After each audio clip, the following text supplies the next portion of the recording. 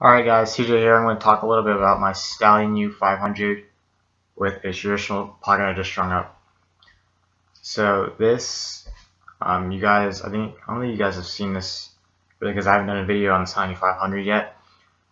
But yeah, it is the 500, it's not the 550, as you can see. So originally I had a Ninja Mesh Sensei Type 2 semi-hard pocket, and it was alright, but I wanted to try something different, so I decided to put a traditional pocket in here. I was thinking about it, and I realized that the two center top string holes are really wide, are spaced apart pretty far.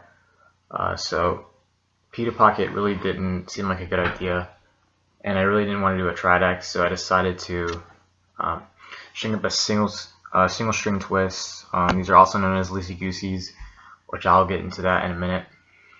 But yeah, this is a 6 diamond Loosey Goosey. You could call it, I guess, a Pita Pocket variant too, since it does twist once. I was really thinking about doing a tridex, but decided to try something a little bit different that I haven't normally done. Loosey Gooseys, as you can see, have the single twist instead of the tridex. And when the nice thing about Loosey Gooseys is that they move with the ball, so you can see how the diamonds will move corresponding with the ball. So normally when these are broken, you get a pretty insane amount of hold, but they are kind of tricky to break in because the tensioning has to be, if anything, perfect. Also, these don't really work out with what do they call it, double interlocks too well. Like most pitas don't really. It's just kind of a weird feel. I use Stringersshack leathers, the ones I normally use. I have some, I think this is royal blue sidewall, nothing special, from Stringersshack, and then I believe that this is lax rim cross lace. I also have some Stringersshack shooting strings. I'll probably change these out for some thicker ones, because for traditional pockets I normally like thicker shooting strings. But I think this pocket turned out really well. I did one thing a little bit different. Instead of doing, for my center track, I normally string up with one long piece of cross lace, normally around, I can't remember the length, but instead of having two separate strings, I normally have just one piece. Just makes it a little bit easier.